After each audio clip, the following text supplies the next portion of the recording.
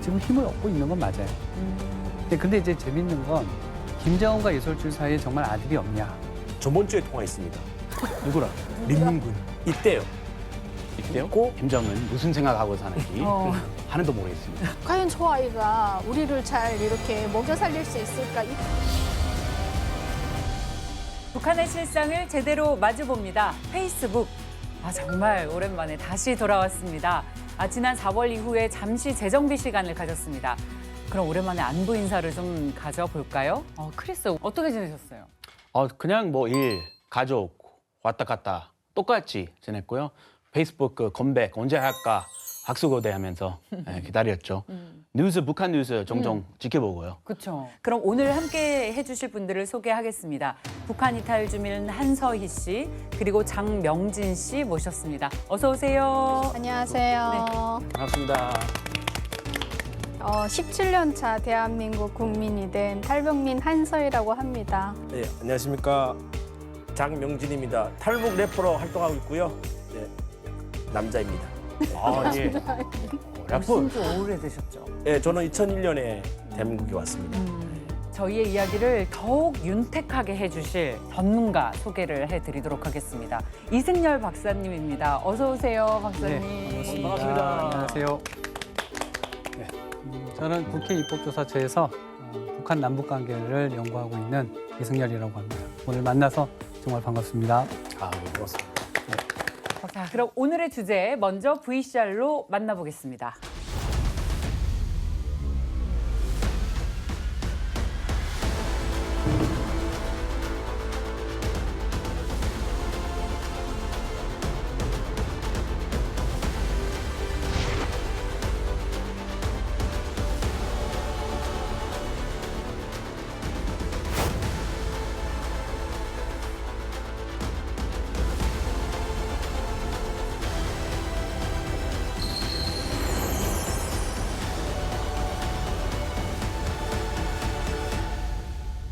그렇습니다. 북한에 이 김주애가 등장하고 나서 정말 많은 추측이 있었습니다. 최근에는요, 가장 최근에 국정원의 공식 발표는 현재로서는 김주애가 유력한 후계자인 것 같다라는 거예요. 그러니까 후계자 수업 진행을 하고 있는 것으로 보인다라는 말을 공식 입장으로 내비치지 않았습니까? 그동안 국정원에서 김주애에 대한 명확한 정의를 내린 적이 없었는데 박사님께서 보시기에는 국정원에서 왜 이렇게 공식 입장을 내놨다라고 평가하세요? 그러니까 최근 국정원 발표는 그 김주애의 등장이 정치적으로 매우 중요한 의미가 있다는 것을 인정한 겁니다. 22년 11월에 처음 김주애가 등장했을 때는 사실 모두가 김정은의 깜짝 쇼 정도로 인식을 했습니다. 그런데 지난 2년간 약 20번 정도 공개 행사 중에 14번이 군을 공식 사열한 것이었어요.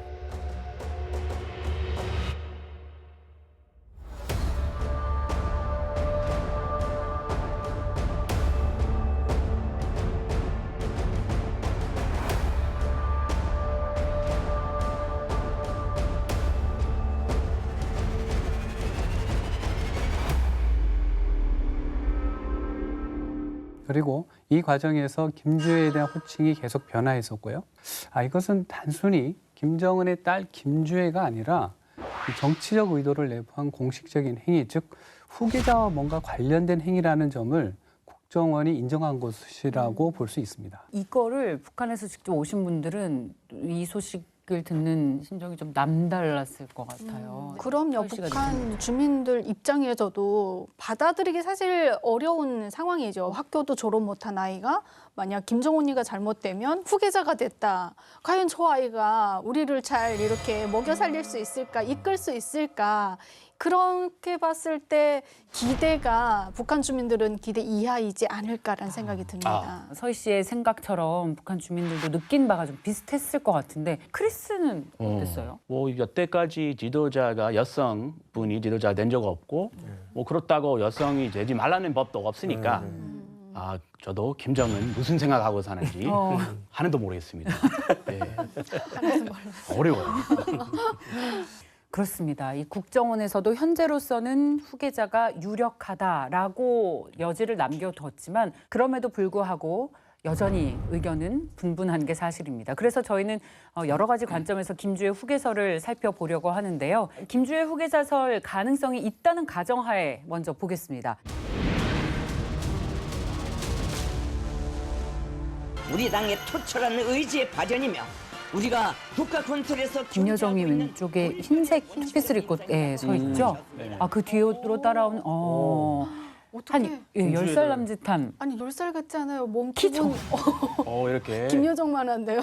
키가 정말 컸네요, 그 사이에. 정직해서는 키 크는 약을 많이 먹이고 있나 봐요. 성장을 시키는. 그쵸. 어떤 특징을 저는 네. 일단 김여정이 김주애를 이렇게 안내를 했거든요.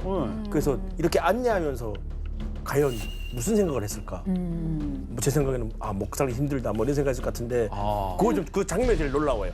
이렇게 어린 친구를 자존심 상한다. 김여정 입장에서 그분의 생각이 내가 조카한테 이렇게까지 해야 되나 네. 이런 생각을 했을 것 같다. 원래 제가 생각하기에는 김여정은 일부러 저런 액션을 취한 것 같다. 북한 주민들이 보는 앞에서 그동안은 이제 김여정이가 여성으로서는 가장 높은 위치에 올랐는데 그 높은 위치에 앉은 김여정마저도 김주애에게 이렇게 떠받드는 모습을 보여줌으로써 북한 주민 너네도 이렇게 떠받들어야 돼. 우리 김여정 동지도 이렇게 김주애를 떠받들고 있지 않느냐. 그러니까 정말 김주애는 앞으로 후계자가 될 거야. 이런 메시지를 좀 강하게 준 거 아닌가라는 생각이 듭니다. 저 원래 김여정은 김정은 앞에서만 저런 모습을 보였고 그 여타 예를 들면 푸틴을 만나도 엎어지 서가지고 유난히 고자세를 좀 보였잖아요. 약간 허리에 강목 갖다 댄 것처럼 안 굽히고. 절대 허리를 굽히지 않았습니다. 그랬는데 이번에 자신의 조카인 주애에게 허리를 이렇게 굽히면서 안내를 하는 모습에 전 세계가 많이 놀란 거죠. 김주애가 80일 만에 공식 행사에 등장했잖아요. 근데 이게 뭔가 단단히 준비하고 나왔다는 걸 의미합니다. 김여정은 김정은 뒤로 걸어 나오는 김주애 옆에서 자리를 이렇게 안내해 주잖아요. 김여정이 무릎을 살짝 굽히는 장면이 나와요. 네. 근데 반면에 김주애를 보면 그래도 사적으로는 고모인데 눈길 한 번 안 주잖아요. 그리고 굉장히 꼿꼿하게 가잖아요. 그러니까 김주애가 배운 것이 바로 그런 걸 훈련한 겁니다. 왜냐하면 북한에서는 이 수령과 후계자가 같은 지위와 같은 역할을 해요. 그래서 수령의 후계자로서 그 지위와 역할에 맞는 행동을 교육받은 거죠. 그러니까 이 김주애와 김여정의 저 장면은 이 백두혈통 내에서 이 두 사람의 관계가 이제 더 이상 사적 관계가 아니라는 거예요. 그래서 공적 관계로 전환되었다는 걸 의미하고 한마디로 서열이 정리된 것 같습니다. 네.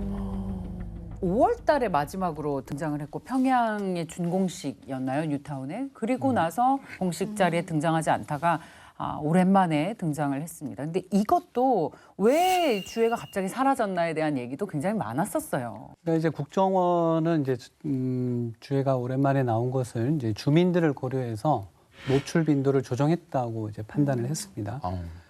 김주애가 22년에 11월 화성 17형 시험 발사 장소에 처음 공개된 이후에 그동안 약 20차례 중요 국가 행사에 참석해서 이 노출을 통한 효과는 이미 최대한도로 보여줬다고 본 거죠. 그래서 앞으로 김주애의 노출이나 아니면 극적 효과는 더 통제되고 조절될 것으로 봅니다. 왜냐하면 이 후계자 선출의 공식 절차가 남아 있거든요.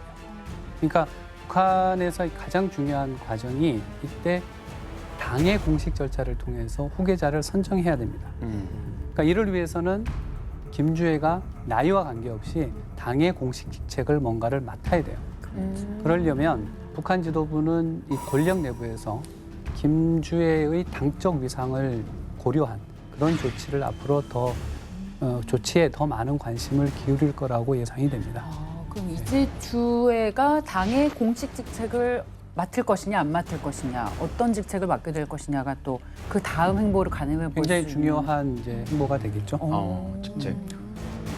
한때 2인자 되겠다는 그런 소리도 듣던 김여정이었는데 김여정. 권력과 점점 이렇게 멀어지는 그런 것 같아요. 김여정이. 일단 그 김주애에 대한 후계자 수업이 앞으로 정말 본격적으로 진행이 되고 언젠가 만일 당의 어떤 공식적인 직책을 맡게 된다면 사실 김여정의 미래는 그렇게 밝지 좋다고 생각합니다. 왜냐하면 어쨌든 김주애와 후계자 자리를 놓고 경쟁했던 사이였고, 그럼 북한식으로 표현하면 그 저런 상황을 격가지에 해당하잖아요. 그러니까 북한 역사에서 격가지의 운명이 어떻게 됐는지는 잘 아실 텐데, 예를 들어 김정일과 후계 경쟁을 했던 작은아버지 김영준은 뭐 지방을 평생 전전하면서 살았잖아요. 그리고 이복 동생인 김평일은 해외를 이제 전전하면서 살았고, 김정은과 후계 경쟁을 했던 김정남의 경우에는 뭐 다 아시다시피 말레이시아 공항에서 이제 독살되는 이제 그런 사태도 있었기 때문에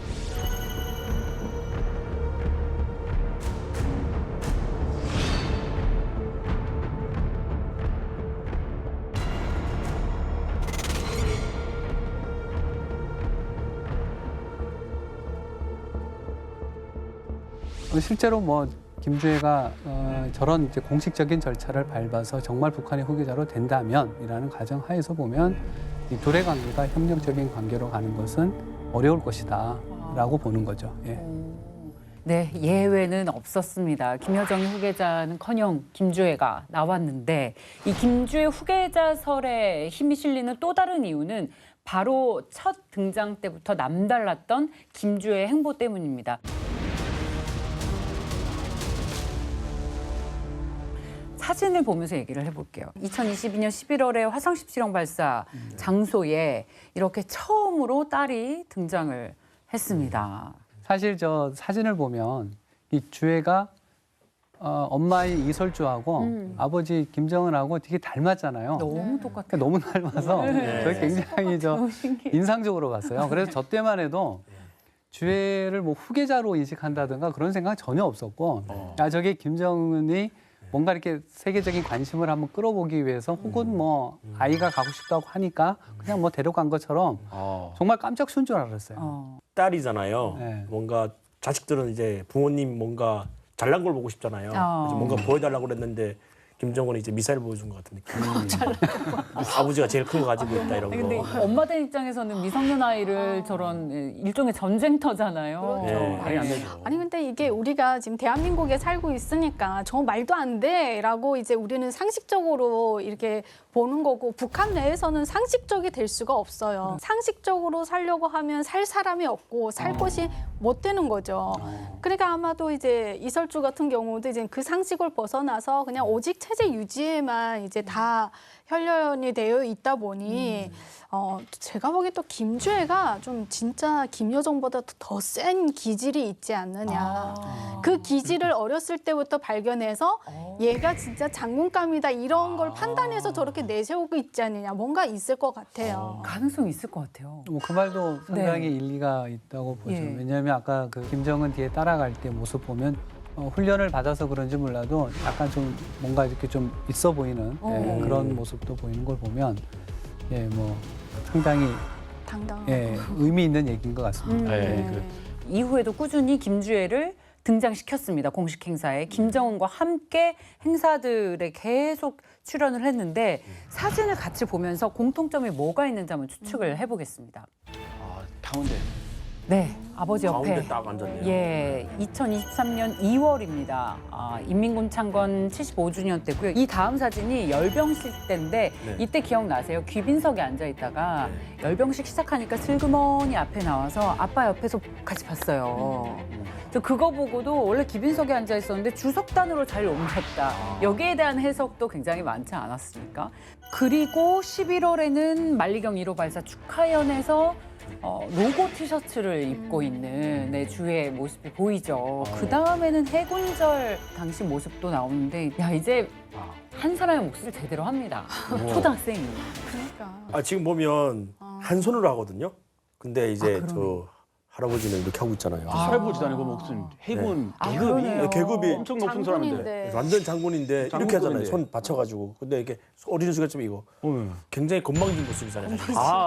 저희 그래도 아무리 그게 있어도 어른 저희가 다 어른 보면 인사하라는 걸. 그러니까 예. 누가 안 시켰으면 어린아이가 그렇게 할 수가 없지 않아요?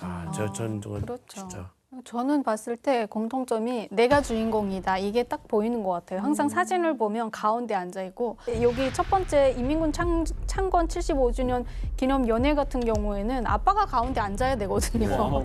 근데 본인이 가운데 앉고 김정은하고 이설주가 그 김주애를 주인공으로 만들어졌어요. 저것만 봐도 그렇고 다른 장소에서도 그렇고 그냥 딱 주인공으로 내세워서 이미 이제 후계자로 내세우기 위한 작업을 하고 있구나. 근데 저런 장면들이 너무 북한 주민들이 봤을 때는 다들 놀라운 사진들입니다. 그러니까 저게 참 재밌는 장면인데 저는 이제 뭘 제일 주의 있게 봤냐면 이 군 최고 지도부가 병풍처럼 서 있는 거예요. 그러니까 이게 그러니까 저렇게 김주애를 배경으로 해서 군 최고 수뇌부가 서 있고 그다음에 김주애의 자리가 주석단의 최상석이라는 점 뭐 그것도 재밌고 이 만리경 1호 발사 성공 축하연에서 보면 김주애가 로고가 새긴 티셔츠 입고 있잖아요. 네. 이게 뭐냐면 저 인공위성을 김주애의 어떤 이미지로 만들려고 하는 그런 장면들을 보면 그러니까 저 때부터 김주애의 등장이 이게 깜짝 쇼가 아니라 굉장히 계획된 그다음에 어린 여성 후계자의 등장이라는 파격이죠, 파격. 파격으로 이제 나타나기 시작한 거죠. 사춘기 되면 되게 무서울 것 같아요. 어디를 틀지 모르는 그 사춘기가 되면 아빠도 제끼지 않을까. 그러고 보면 사춘기도 아직 안 된 초등학생이에요. 요즘 초등학생들도 무서워요. 그래요? 큰 딸이 4학년인데 비슷한 나이일 수 있겠네요. 장군감이 장난 아니에요. 장군감이에요? 저희 6살인데도 흰자에만 보여요, 맨날. 그러면 과거에 김정은이 후계자가 된 이후 참석한 행사에서 이런 비슷한 성격이었어요. 그러니까 참석 정도가 아니었죠. 과거에는 특히 이제 김정은뿐만 아니라 김정일도 후계자로 선정된 직후에 보면 실제적인 군사 도발을 통해서 전쟁 분위기를 조성했어요. 그리고 이걸 통해 군부의 지지를 끌어내고 그것을 후계자의 이미지에 활용한 측면이 있습니다. 뭐 예를 들면 김정일이 74년도에 후계자로 내정되잖아요. 그런데 76년도에 미군 2명을 살해한 판문점 도끼 만행 사건을 김정일이 진두지휘합니다. 그리고 80년도에 김정일이 후계자로 이제 공식화되잖아요. 근데 83년도에 보면 당시 버마를 방문 중이던 전두환 대통령에 대해서 폭탄 테러를 자행하잖아요. 그리고 김정은도 2009년 1월에 후계자로 내정됐잖아요. 근데 뭐 장거리 미사일 2차 핵실험도 했지만 우리가 가장 충격적으로 본 것은 2010년 3월에 천안함 폭침 사건이 있었잖아요. 그렇죠. 그리고 더 놀라운 거는 2010년 9월에 김정은이 후계자로 이제 공식화되고 난 바로 직후에 북한이 연평도에 포격을 가하잖아요. 그러니까 실제로 이 후계자의 등장과 함께 군부가 이 전쟁 행위를 통해서 후계자의 어떤 지지를 끌어내고 그다음에 후계자의 이미지를 만드는 이제 그런 역할을 해왔습니다. 북한 체제를 유지하는 데 근간이 되는 것은 군이기 때문에 군부의 이미지를 심어주는 게 중요한데 그래서 주애가 이렇게 대부분 군 관련 행사에 나오고 있다. 따라서 후계자 구도를 형성하고 있다라는 추측이 나올 수도 있을 것 같습니다. 그리고 앞서 박사님께서 말씀하셨던 것 중에서 주애를 지칭하는 수식어가 계속 좀 변했다. 네. 여기서도 후계자 구도를 파악해 볼 수 있다고 하셨는데 어떻게 바뀌었는지 한번 볼게요. 처음에 나왔을 때는 사랑하는 자제분이라고 했어요.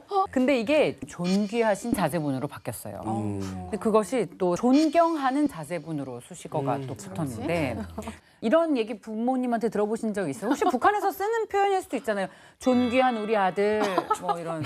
북한에서는 당연히 이제 저런 수식어는 김치 혈통에만 넣고 그냥 야, 가, 먹어, 자라 뭐 이런 거지 무슨 존귀하고 그건 이미지 느낌이랑 맞아요. 맞죠, 그렇죠? 편하게.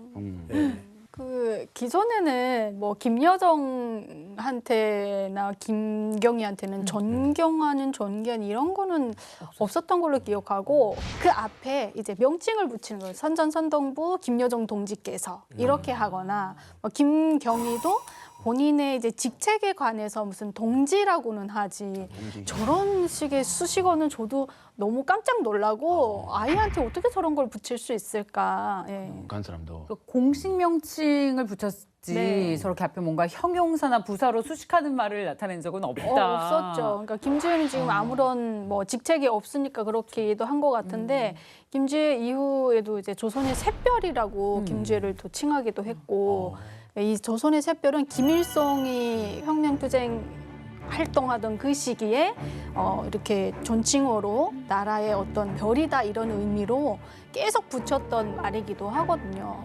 그 김일성한테 붙였던 그 단어를 그대로 김주혜한테 사용하는 거는 그 기득권들하고 뭔가 이게 동일시하는. 이렇게 뭔가 의논을 했기 때문에 그런 걸 붙이지 않았을까라는 생각도 또 들고 김정은이 공식 후계자로 또 추대되기 전에도 샛별 장군이라는 말을 쓰기도 했어요. 이렇게 김주혜를 높여서 부르는 데는 정말 중요한 이유가 있을 것 같습니다. 근데 저는 여기서 더 사실은 주목해야 되는 부분이 뭐냐면 최근 김주혜를 북한 매체가 향도의 위대한 분들이라고 표현을 한 거예요. 그래서 이제 향도란 단어를 최고 지도자의 뭐 지도나 인도를 뜻하는데 통상 조선 노동당이나 아니면은 김일성, 김정일, 김정은을 지칭할 때 이제 썼던 단어인데 김주혜가 나올 때 이제 김정은하고 같이 엮어서 하긴 했지만 어쨌든 향도란 단어를 김주혜한테 적용을 한 거잖아요. 그러니까 이거는 김주혜가 어쩌면 후계자로 내부에서 인정받고 있다는 가장 강력한 증거가 아닐까라는 생각을 지금 하고 있습니다. 향도. 네. 그 김주혜를 지칭하는 수식어, 공식 석상에서의 모습 이런 것들을 보면 김정은의 후계자가 김주혜라고 해도 전혀 어색하지 않은 상황이긴 합니다만 북한의 4대 후계자로 보기에는 아직 무리라는 의견들도 많습니다.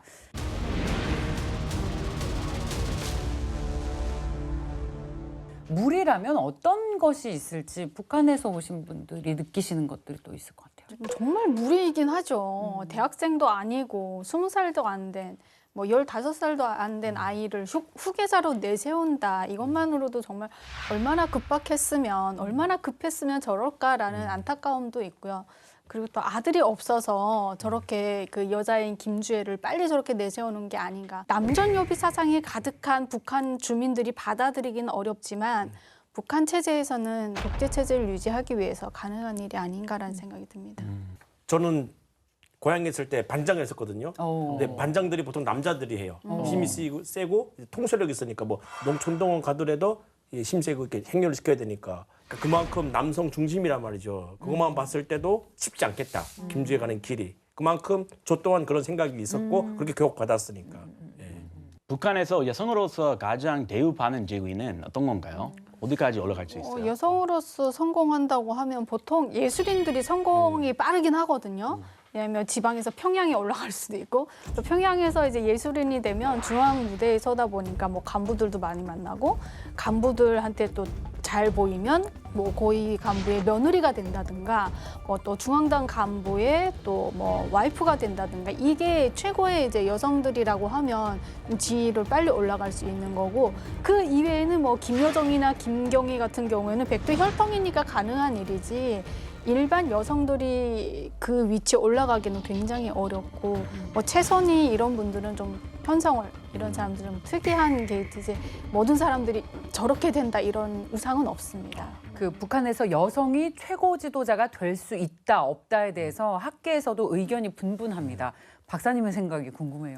여성이 상당히 이제 그 열악한 지위에 있는 거는 이제 사실인 것 같은데 그래서 저희도 그 한 번도 뭐 북한에서 여성이 최고 지도자가 된다라는 생각을 해본 적은 없어요.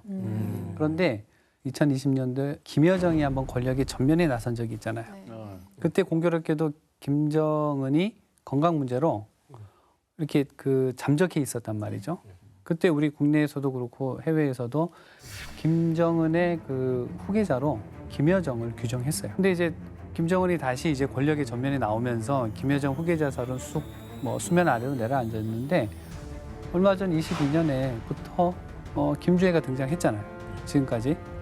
그러니까 어쩌면 여성도 북한의 지도자가 될 수 있겠다라는 이런 얘기가 지금 힘을 얻고 있는 건 맞아요.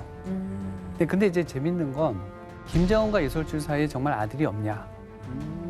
그러니까 이거는 참 그 논란인 것 같아요. 많은 이야기도 나오고 해서 이게 아들이 존재 여부가 이게 상당한 좀 변수가 되지 않을까 하는 생각을 좀 해봅니다. 아이가 한 3명 있다. 그중에 아들이 있는데 장애가 있어서 전면에 내세울 수 없다. 혹은 지금 유학 중이다. 유학 가서 후계자 수업을 제대로 받고 있다. 뭐 이런 썰들만 좀 난무합니다. 그런 얘기 들어보신 적 있으세요? 근데 또 남동생이 뭐 아들이 있다더라 이런 얘기는 들었거든요. 근데 그 오빠라는 거는 유학 갔다 오면 그냥 주애보다 나이가 많잖아요. 그건 가능성이 없는 게 이제 그 이설주랑 김정은이가 결혼한 시점도 그렇고 이런 것들을 보면 김주애가 첫째일 것 같다라는 생각이 들고 그리고 제 추측에는 왠지 아들이 있을 것 같긴 한데 아주 어릴 것 같아요. 있을 것 같다. 네. 저는 저번 주에 통화했습니다. 누구랑? 린민군. 아, 북한에 있는. 위조? 네. 아니 넘어온 린민군. 대만한 린민군. 다행이네. 네. 스파인 줄 알고. 네, 스파이 아니고 그 제가 린민군 아는 동생한테 직접 들었는데 저번 주에 궁금하잖아요. 여쭤봤어요. 혹시 아들이 있냐? 들은 거 없냐? 하니까 있대요.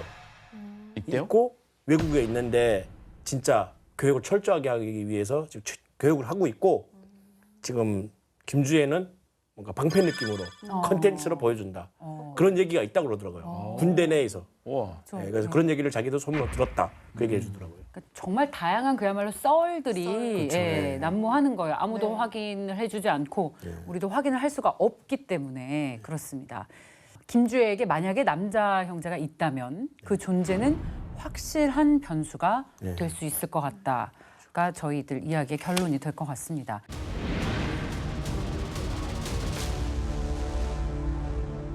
이 김정은 후계자 시절과 비교했을 때와 달리 김주애 우상화 작업이 사실 더딥니다. 전면에 나오고 있지만 우상화 작업이 본격적으로 이루어지고 있진 않아요. 박사님 이 정도면 거의 없다시피 한 거 아닌가요? 김정은이 후계자로 결정된 이후에 이제 그 상황과 비교하면 뭐 김주애에 대한 우상화 작업은 사실 뭐 별로 없는 거죠. 없는 건데 왜냐하면 이제 2009년 1월에 김정은이 후계자로 이제 결정됐을 때 보면 김정은에 대한 호칭이 청년대장이라고 그게 상당히 많이 퍼져 있었어요. 그래서 원산에서 찍은 선전복부를 보면 만경대 혈통, 그다음에 백두 혈통을 이은 청년대장 김정은이라는 이제 그 단어가 나오는데 이게 우리가 처음에 김정은이 후계자로 이제 그 어느 정도 이제 선정됐을 때 보면 이 김정은의 헤어스타일을 보면 그다음 옷차림을 보면 김일성의 젊은 시절을 잘 모방했습니다. 그래서 김일성의 어떤 그 향수라고 그럴까요? 그걸 자극하는 이제 우상화를 하게 된 거고 그리고 이제 또 재밌는 거는 김정은에 대한 이제 찬양 가요가 있었잖아요. 그 발걸음.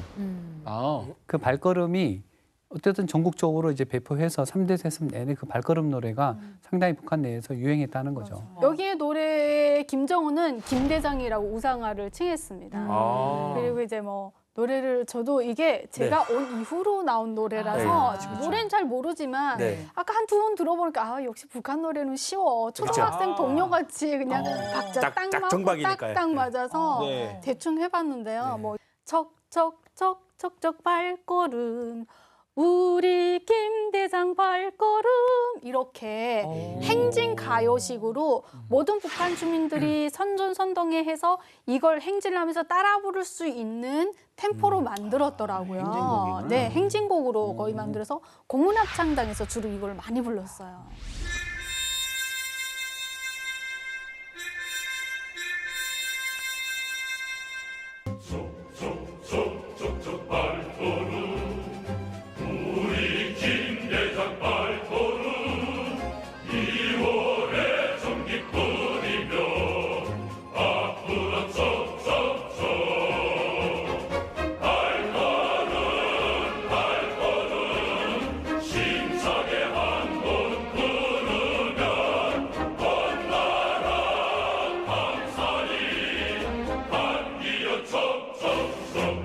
그 발걸음 노래가 나왔을 때, 야, 이게 김정은이 3대 세습이 현실화되는구나라는 것을 이제 거의 저희 모든 우리 내부의 연구자들도 그렇고, 그다음에 보도 매체라든가 이런 언론도 그거를 이제 기정사실화 이제 했던 가장 이제 그 모티브가 됐던 게 발걸음이라는 이제 찬양 가요입니다. 그럼 다음 찬양가요가 뭐가 나오는지 좀 예의주시해봐야겠네요. 발걸음이 나왔으니까 다음은 뭐 뜀박질 이런 거 뒷박질이요. 이제 막 떼요. 속도 점점 올라가는 거죠. 올려서. 예. 아직 준비되지 않은 자녀에 대한 후계설로 북한의 체제 이양 작업에 잡음이 많은 게 사실입니다. 이제 겨우 40을 넘긴 김정은이 왜 이렇게 빨리 후계를 공개했는지에 대한 배경도 주목받고 있는데 다들 한 번쯤 들어보셨을 겁니다. 김정은의 건강 이상설. 화면으로 먼저 보겠습니다.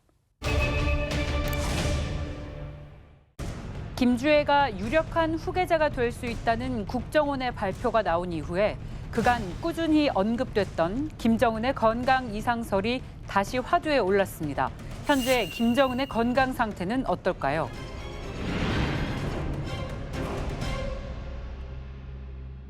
신장 약 170cm, 체중 140kg으로 초고도 비만의 김정은. 당뇨, 고혈압, 고지혈증은 기본, 대사장애와 심혈관 질환에도 노출돼 있어 기존에 복용하던 약이 아닌 새로운 약을 찾고 있는 정황이 포착되기도 했습니다. 기존의 약이 효용을 다했거나 증상이 심각해진 것으로 추정됩니다. 다리를 절뚝이기도 하고 지팡이를 짚고 걷는 모습 또한 여러 번 노출됐는데요. 온몸에 체중을 지탱하는 무릎과 발목에 큰 무리를 줘서 걷기도 어려운 상황입니다. 불편하신 몸이시건만 인민을 위한 용도의 길을 불같이 이어가시는 우리 원수님.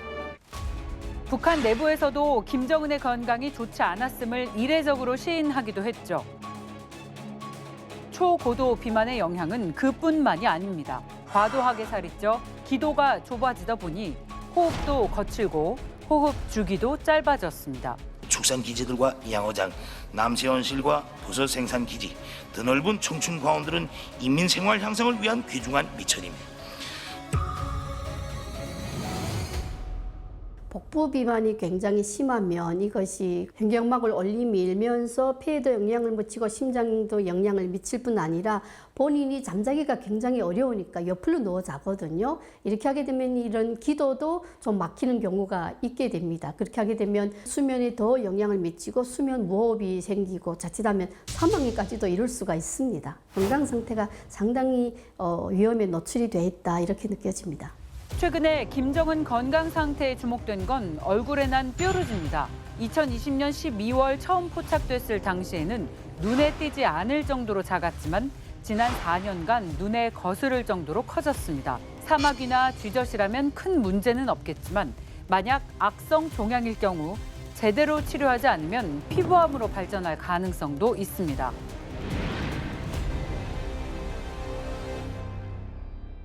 북한이 작년 4월 불면증 치료를 위한 졸피뎀을 수집한 것으로 보아 김정은이 수면 장애를 앓고 있는 것이 아니냐는 추측도 나왔습니다. 북한 관영 매체에 따르면 김정은은 새벽까지 업무를 보다 잠든다고 합니다. 워커홀릭과 애민 정신으로 포장했지만 실상은 불면증으로 인해 정상적인 수면이 어려운 것 아니냐는 추측입니다. 최근에는 뭐 불면증 때문에 수면제도 먹고 있다고 그렇게 알려져 있는 거잖아요. 이렇게 약으로 어느 정도는 해결할 수 있지만 근본적으로 생활 습관을 고치지 않으면 절대로 불면은 해결되지 않을 거거든요. 때와 장소를 가리지 않는 흡연 장면도 자주 포착됐습니다. 공공시설인 지하철에서는 물론 최근 수해 현장의 학교를 방문한 김정은은 어린 학생들 앞에서도 당당하게 담배를 피는 모습이 눈길을 끌기도 했습니다. 지난 2020년 금연법을 제정해서 공공장소에서 흡연을 금지시켰던 북한. 본인이 만든 법도 무시한 채 담배를 피는 모습이 여러 차례 포착되기도 했습니다. 특히 딸 김주애와 아내 리설주 앞에서도 아랑곳하지 않고 담배를 태우기도 했습니다. 심지어 딸 주애에게 성냥시중을 받는 모습이 공개되면서 논란이 일기도 했습니다. 측근의 증언에 따르면 와인 10병을 한 번에 마시거나 40도 넘는 독주도 자주 찾는 등 폭음을 즐기는 것으로도 알려져 있습니다. 이렇게 되면 가장 먼저 영향을 받는 장기는 간인데요. 폭음이 잦을수록 알코올성 지방간, 알코올성 간염, 알코올성 간 경변을 포함해서 여러 질병을 유발할 수도 있습니다. 평소 애주가로도 알려진 김정은의 간 건강 또한 좋지 않을 것을 예상할 수 있습니다.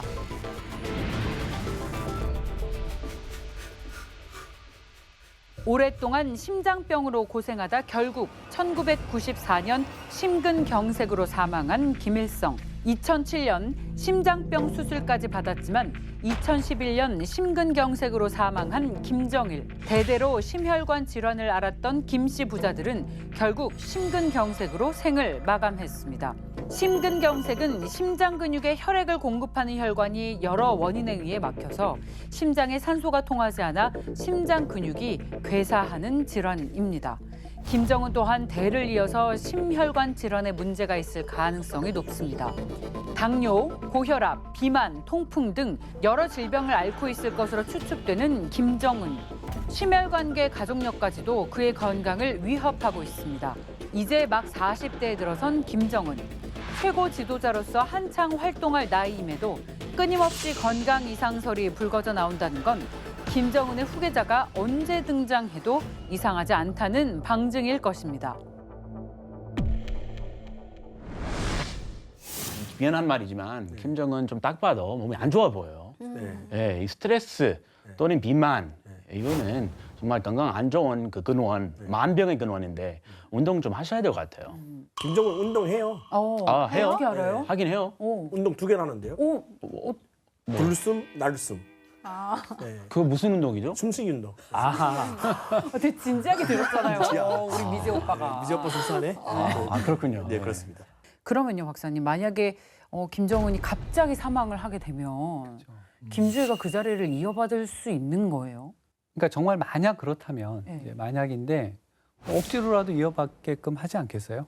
왜냐하면 김정은의 입장에서 보면 근데 만약 김여정이 후계자가 된다고 생각하면 과연 우리 아이들의 안전이 잘 보장될까에 대한 의심도 있을 수 있는 거고요. 그러니까 그런 차원에서 보면 김정은은 현재 권력을 갖고 있을 때 주에 대한 어떤 그 후계자 선정을 미리 잘 선점해서 그 후계자 유일지도 체제를 통해서 권력 이양을 천천히 그리고 안정적으로 이렇게 해주려고 하는 의도가 있는 거죠. 그러니까 이때 가장 중요한 것은 이 최고 지도자를 둘러싼 엘리트 집단의 지지가 어떻게 될 거냐. 이것도 굉장히 중요합니다. 그러니까 김정은이 김주애를 후계자로 이렇게 확고히 지정했다면 김주애는 후계자로 등장할 거고 그리고 이를 뒷받침하는 엘리트 세력들도 등장할 겁니다.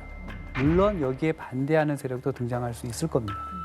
그러니까 따라서 김정은 사후에 북한 권력은 김여정과 이설주의 대결 구도냐 이런 게 중요한 게 아니고 그 최고 지도자를 둘러싼 엘리트의 후견 세력들의 대결 구도, 그러니까 이런 것도 상당히 중요한 변수가 될 수 있다고 저는 생각합니다.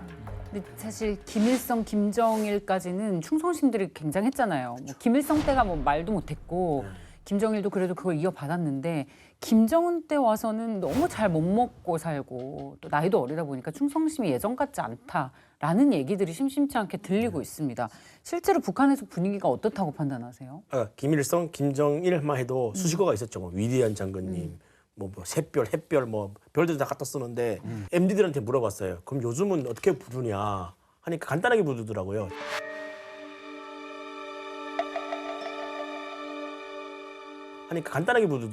돼지라고.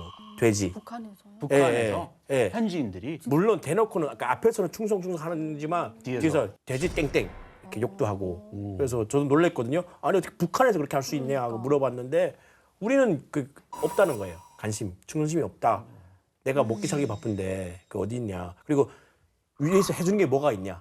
근데 이거 한 명한테 들은 게 아니라 여러 명한테 들었어요. 그럼 서로 막 이렇게 예. 고발할 수 있잖아요. 제가 돼지라고 불렀어. 아니 쟤였어. 난리 날 거예요. 근데 그건 옛날에 처벌이 심했지만 같이 있었잖아요. 얘도 했는데 너도 했는데 설득 갈 수도 있잖아요. 그러니까 뭔가 분위기도 많이 바뀐 것 같아요. 옛날에는 뭔가 한 명에서 무고죄라도 많이 끌려갔는데 요즘은 그냥 얘도 했는데 너도 했잖아 하면 셋이 같이 있잖아요. 그래서 그냥 돼지라고 그냥 너나 나나 없이 다 돼지라고 한다고 그러더라고요. 최근 북한 엘리트들의 탈북도 엄청 늘어나고 있잖아요. 김정은 체제에 문제가 있다는 거겠죠? 예를 들어 뭐 김정일 집권기보다 뭐 김정은 집권기의 엘리트 탈북이 한 2.5배 증가했다고 이제 나오잖아요. 이건 뭔가 좀 체제에 약화되었다라는 의미로 받아들일 수 있을 겁니다. 근데 제가 볼 때는 그러니까 북한 엘리트 계층이 이렇게 탈북이 그 김정은 시대에 계속 늘어나는 거는 무엇보다 이제 북한 경제 사정이 지금 너무 최악의 상황을 맞고 있는 거예요. 그래서 현재 이런 상황에서 최근에 신의주하고 자강도의 자연재해가 있었잖아요.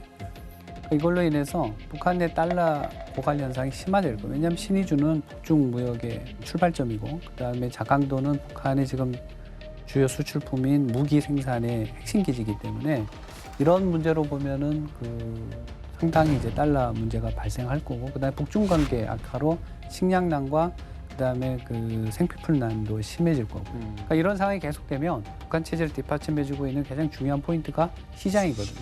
그러니까 이 시장 구조가 이렇게 문제가 생길 수 있단 말이죠. 그렇게 되면 민심도 좀 동요할 겁니다. 동요할 거고 특히 이제 자연재해 지역에 기아가 발생한다든가 그다음에 이런 전염병이 발생하면 김정은이 여러 가지 사회적 문제에 직면하게 되는 거고 주민들의 어떤 마음이나 어떤 충성심에도 변화가 있는 거죠. 그런 상황에서 김주애가 등장하면 이게 도대체 뭘 하는 걸까라는 의구심을 오히려 주민들에게 불러줄 수 있어서 김정은의 입지를 좀 악화시킬 수 있다? 그렇게 볼 수도 있죠. 언론에서 보셨잖아요. 이번에 수해 지역을 방문을 하고 김정은이 평소보다 훨씬 더 열띤 행보를 보였습니다. 일단 소 잃고 외양간 고치기다라는 말이 떠오르더라고요. 좀 미리 좀 수해가 나는 그런 곳인데 좀 그러니까 알고 있음에도 불구하고 할 수 있는 여건이 없으니 그냥 방치하고 있었던 거고 이미 사건이 다 발생된 이후에야 퍼포먼스를 보이는데 저는 그 장면을 보면서 참 저기 앉아 있는 북한 간부들이 얼마나 지금 불안할까. 막 배가 김정은 쪽으로 기울어져서 옆에 사람들은 떨어지기 일보 직전이었어요. 막 전복되기 일보 직전인데 그 배를 타고 있는 사람들이 그 초조한 표정에 북한의 미래가 보였습니다. 그거 보는 내 마음도 더 초조하지 않았어요? 너무 초조하고 불안하고 북한의 미래다 저게라는 생각이 들었습니다. 얘기를 들어보면은 선대랑 비교했을 때 김정은을 향한 북한 주민들의 충성심이 분명히 약화된 거는 확실한 것 같아요. 그리고 본인이 더 잘 느끼겠죠. 본인이 가장 예민하게 느끼고 있을 겁니다. 그래서일까요? 김정은 우상화 바람에 속도가 붙고 있습니다. 김정은 배지가 나왔다고요? 배지를 달고 나왔던 것은 이제 올해 6월인가요? 8기 10차 당 전원회의에서 아마 나왔을 텐데, 그러니까 그동안은 김정은이 김일성과 김정일 배지를 이제 주로 사용하면서 이제 선대에게 의존했다면, 이젠 나의 통치가 필요한 시대가 된 거죠. 그렇기 때문에 김정은 배지로 점점 교체해가는 이제 시대가 된 거고. 지금 북한의 최대 명절이 태양절이잖아요. 4월 15일 김일성의 생일이죠. 그런데 이 태양절을 하나의 명절 정도로 이제 격화시킨 거 아니에요. 그거는 이제 선대의 어떤 업적을 이제 약화시키고 자신의 업적을 강화시키려고 하는 이제 그런 차원의 어떤 조치라서, 그러니까 이 단계에서 지금 김주애를 내세워서 후계 작업을 하고 있으니까. 여러 가지 이제 퍼포먼스가 나오겠지만 좀 전에 우리가 얘기했던 것처럼 지금 북한이 직면한 가장 큰 문제가 경제 문제잖아요. 그러니까 이 문제가 해결되지 않는다면 이런 어떤 후계자 과정들이 오히려 민심을 이반시키는 하나의 또 촉매제로 작용할 수도 있어서 상당히 아마 북한 내에서도 신중한 접근을 진행할 거라고 예상합니다. 네. 김주애가 후계자가 될지 아닐지 궁금증이 좀 풀리셨나요? 저는 좀 더 궁금해지는 것 같습니다. 지금은 확실하지 않지만 김정은은 자신의 자녀들에게 북한을 물려줌으로써 김씨 4대 세습을 이어갔다는 의지를 가지는 것은 확실해 보입니다. 권력을 절대 놓을 수 없다는 건데요. 그럴수록 북한의 민심 이반은 더욱 심해질 것 같습니다. 자, 오늘 함께 하신 소감을 들어볼게요. 저는 17년 전에 북한을 떠나서 지금 대한민국에서 살고 있는데 예나 지금이나 북한 주민들은 변화를 요구하고 있고 김정은 정권, 김 부자는 여전히 독재 체제를 유지하는 데만 신경을 쓰고 있다라는 게 변하지 않았다라는 점이고 그걸 오늘 함께 얘기하게 돼서 너무 좋았고요. 이로 인해서 북한의 이런 독재 체제가 계속해서 승계되는 한은 우리 대한민국이 계속 안보에 귀를 기울여야 된다, 관심을 가져야 된다라는 생각이 들었습니다. 네, 저는 평상시에 이제 김주애 닮았다는 얘기 종종 듣는데 진짜. 그래서 이렇게 김주 얘기를 이렇게 길게 하니까 뭔가 감회가 새롭고 예. 미국 형님한테 오늘 많이 배운 것 같아요. 북한에 대해서. 저한테요? 예, 제가 예. 저한테 배우면 안 되는데. 그리고 중간에 이제 박사님께 공식적인 이런 지식들을 많이 배웠고 너무 다 좋았습니다. 너무 재밌어요. 이북 동생 너무 재밌어요. 그러니까요. 앞으로 자주 나와주십시오. 이제 식구니까요. 네. 북한의 실상을 마주보는 시간 페이스북은 여기까지입니다. 다음 주 새로운 이야기로 돌아오겠습니다. 고맙습니다.